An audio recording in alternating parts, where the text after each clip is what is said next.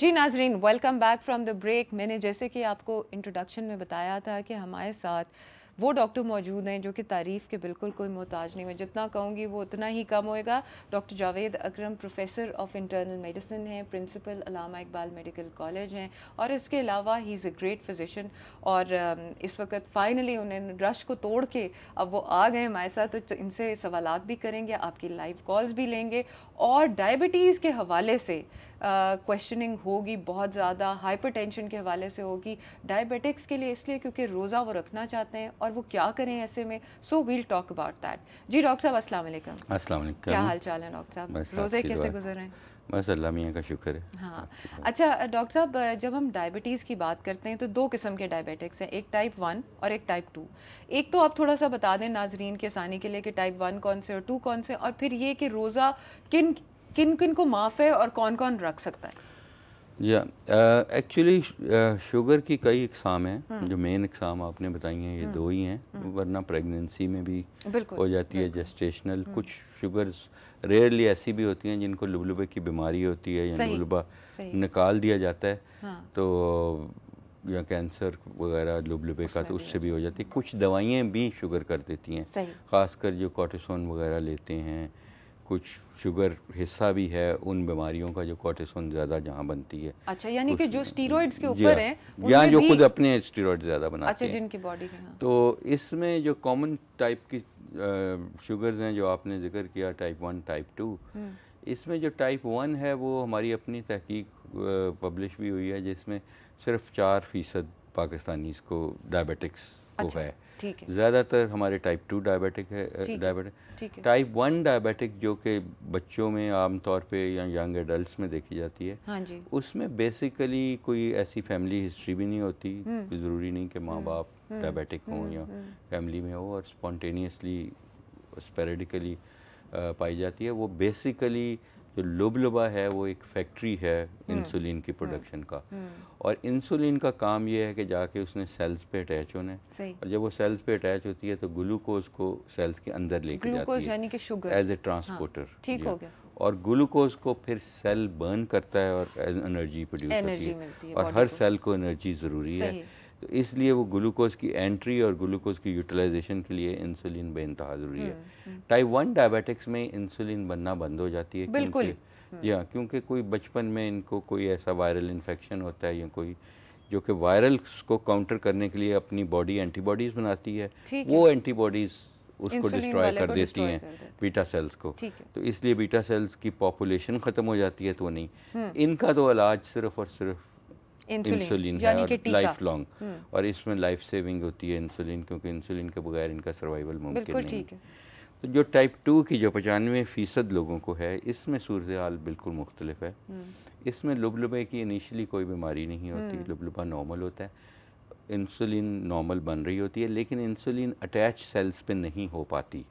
اس کو ہم insulin resistance کہتے ہیں. جب وہ اٹیچ نہیں ہوتی تو انسولین کا افیکٹ نہیں ہو سکتا کہ گلوکوز برن یا اندر سیلز کے نہیں جاتا. باہر سیلز کی شوگر بہت بڑھ جاتی ہے، اندر سیلز کی بہت کم ہو جاتی ہے، جس کی وجہ سے سیلز سفر کرتے ہیں، اور جس کی وجہ سے جب ہم بلڈ چیک کرتے ہیں تو شوگر لیول ہائی آتا ہے، نیچرلی ہائپر گلائسیمیا یا گلوکوز. اور وہ گلوکوز پھر ٹاکسیسٹی کرتا ہے، جیسے گلوکوٹاکسیسٹی کہتے ہیں، نروز کو، آئیز کو، کڈنیز کو، پورے باڈی میں، ہارٹ کی بلڈ ویسلز کو. تو اس لیے ہارٹ اٹیکس کی شرح. تو یہ جو 2 ٹائپس کی ڈائبٹیز ہیں، اس میں جیسے میں نے کہا ہمارے 95% ٹائپ 2 ڈائبٹیز ہے، اور یہ جو ٹائپ 2 ڈائبٹیز جس میں انسولین ریزسٹنس ہوتا ہے، اور بعد میں کیونکہ لبلبہ اوور ورک کر کے ایگزاسٹ کرتا ہے، اور اس میں بھی انسولین کا لیک ہو جاتا ہے، مطلب اس میں بھی انسولین کی کچھ کمی ہو جاتی ہے. لیکن اس میں ظاہر ہے کہ انسولین ریزسٹنس جو ہے وہ پری ڈسپوزڈ ہوتا ہے موٹے لوگوں میں، لوگ جن کو کولیسٹرول زیادہ ہے، جن کو شوگر زیادہ ہے. یہ چیز میں آپ سے بات کرنا چاہ رہی تھی کہ ان مائی ایریا آف پریکٹس جب خواتین یا مرد حضرات کچھ اوور ویٹ ہوتے ہیں تو ان کی انسولین ریزسٹنس آتی ہے. تو ایکچولی واٹ از موٹاپا the cause of insulin resistance or insulin resistance the cause of موٹاپا؟ Well, this is difficult whether the egg came first or the hen came first.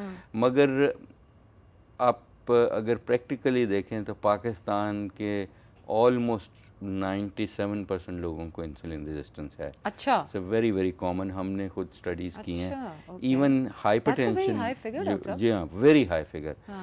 میں آپ کو بتا رہا ہوں کہ جب آپ اسی لیے کیونکہ یہ ہائی فگر ہے تو I D F international diabetic federation نے انڈو ایشینز کے لیے اوبیسٹی کو ری ڈیفائن کیا ہے. اچھا. کہ ہمارے جو کٹ آفز ہیں اوبیسٹی کے وہ بہت کم ہو گئے ہیں, یعنی 36 انچز ویسٹ میل کی اور 35 انچز فیمیل کی از ڈیفینیٹلی اوبیس. آپ یہ دیکھیں کہ یہ 36 انچز ہمارے عام بڑی کامن ہے. اور ہم نے ایک اسٹڈی کی تھی جس میں ہم نے بلڈ پریشر کے 100 مریضوں کو ٹیسٹ کیا تھا فار انسولین ریزسٹنس, اور ان میں ساروں کو انسولین ریزسٹنس تھا. تو بلڈ پریشر, شوگر, کولیسٹرول, موٹاپا, یورک ایسڈ کی پرابلمز, ان سب کی ماں ایک ہی ہے اور وہ انسولین ریزسٹنس ہے. تو انسولین ریزسٹنس تو بچپن میں شروع ہو جاتا ہے انڈو ایشینز میں, اور ہوتا یہ ہے کہ انسولین بنتی ہے, کام نہیں کر پاتی. تو جب گلوکوز تھوڑا سا بڑھتا ہے تو وہ پینکریاس کو اسٹیمولیٹ کرتا ہے کہ انسولین اور بڑھاؤ.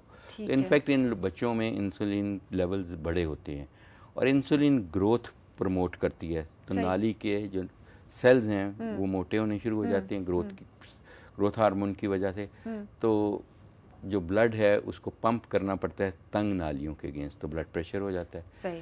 انسولین جو ہے وہ ایپیٹائٹ پروموٹنگ ایک پیپٹائڈ ہے, تو اس لیے کھاتے بھی زیادہ ہیں تو obese ہو جاتے ہیں. اسی طرح انسولین جو ہے وہ فیٹس کو توڑنے پھوڑنے سے روکتی ہے, لائپولیسس کو روکتی ہے.